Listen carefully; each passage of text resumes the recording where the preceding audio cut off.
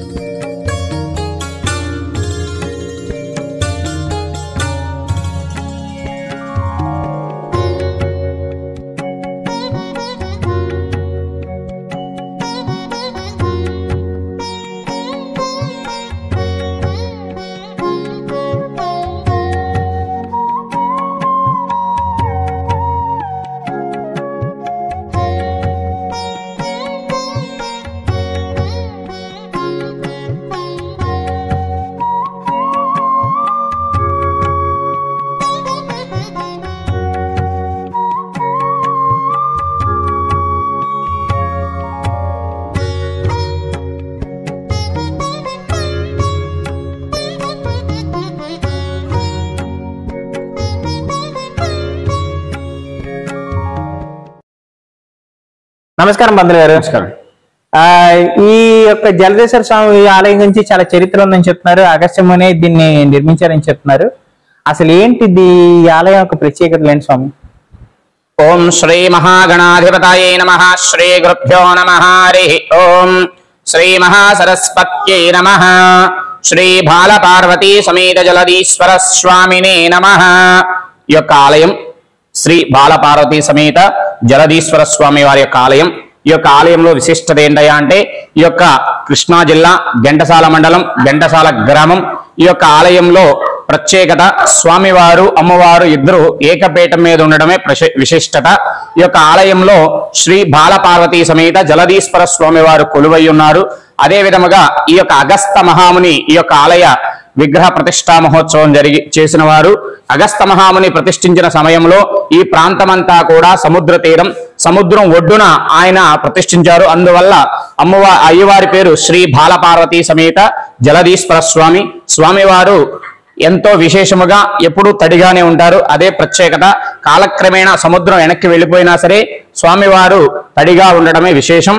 ఈ యొక్క అగస్త మహాముని ప్రతిష్ఠించడానికి కారణం, దక్షిణ భారతమంతా కూడా, దక్షిణంలో ఉన్నటువంటి జనవాణి అంతా కూడా కైలాసంలో పార్వతీ పరమేశ్వరు యొక్క కళ్యాణం జరుగుతూ ఉన్నటువంటి సమయంలో అక్కడికి అందరూ కూడా చూడటానికి, వీక్షించడానికి వెళ్ళడంతో ఈ యొక్క పాదమంతా కూడా, దక్షిణ పాదమంతా కూడా తేలికైపోయి బరువు తగ్గిపోవడంతో అగస్త మహామునిని పరమేశ్వరుడు పంపించి ఈ యొక్క దక్షిణ పాదాన శ్రీ బాలపార్వతీ సమేత జలదీశ్వర స్వామి వారిని ప్రతిష్ఠించి కళ్యాణం జరిపించారు అగస్త మహాముని. ఆయన జరిపించినప్పుడు ఈ ప్రాంతం సముద్ర తీరం కాబట్టి సముద్రం ఒడ్డున బాలపార్వతీ సమేత జలదీశ్వర స్వామి వారిని ప్రతిష్ఠించి ఆ స్వామి వారికి కళ్యాణం జరిపించడం వల్ల ఈ యొక్క అమ్మవారు అయ్యవారు ఇక్కడ విరాజిల్లుతున్నారు. అదే విధముగా ఈ యొక్క ఆలయంలో నవగ్రహాలు కూడా ధర్మపత్నితో సహా ఉంటాయి. ఎక్కడైనా సరే, ఏ ఆలయంలో అయినా సరే రాజగోపురం ఒకే, గర్భాలయాన గోపురం ఒక గోపురం, శిఖరం ఒకటే ఉంటుంది. ఈ యొక్క ఆలయంలో రాజగోపురానికి ఎంతో విశేషప్రదముగా శివాలయ గర్భాలయ గోపురానికి 3 శిఖరాలు ఉంటాయి. అదే విధముగా ఈ స్వామివారి యొక్క గోపురాన్ని విమాన గోపురం అని అంటారు, గజపుష్టాకార గోపురం అని కూడా అంటారు. ఈ యొక్క ఆలయంలో అదే ప్రత్యేకత. శ్రీ బాలపార్వతీ సమేత జలదీశ్వర స్వామి వారి యొక్క ఆలయ ప్రతిష్ఠ సమయానికి సముద్రం అంతా కూడా ఈ యొక్క స్వామివారి సముద్రం ఒడ్డున అవటంతో ఇక్కడ అఖండ దీపారాధన వెలిగించడం, అదే విధముగా పాలీ భాషలో ఇక్కడ ఉన్నటువంటి అంతా కూడా బ్రిటిష్ వారు పరిశోధన చేసి తెలుగులో ఆ యొక్క బాలీ భాషని మార్చి ఇక్కడ శాసనం ఉంది. ఆ శాసనంలో చూస్తే అంతా కూడా వివరంగా అర్థమవుతుంది. ఇప్పుడున్నటువంటి లైట్ హౌస్లు ఎలా అయితే ఉన్నాయో అదే విధముగా మన యొక్క అప్పుడు సముద్ర గమ్యాన్ని ఛేదించడానికి, భూమి ఎక్కడుందో తెలుసుకోవడానికి ఇప్పుడు ఎలా అయితే ఉన్నాయో అదే విధంగా అఖండాన్ని వెలిగించేవారు. ఆ అఖండ వెలుగును చూసి స్వామివారికి దర్శించి ఈ యొక్క వచ్చినటువంటి నావుకలన్నీ కూడా ఈ యొక్క జలదీశ్వర స్వామి వారి ఒడ్డుకి చేర్చుకునేవాళ్ళు. అదే విధముగా శ్రీ బాలపార్వతీ సమేత జలదీశ్వర స్వామి వారి యొక్క ఆలయంలో పెళ్లి కాని వారు ఎవరైనా సరే స్వామివారిని దర్శించుకుని పెళ్లి కావాలని కోరుకుంటే తప్పకుండా అవుతుంది.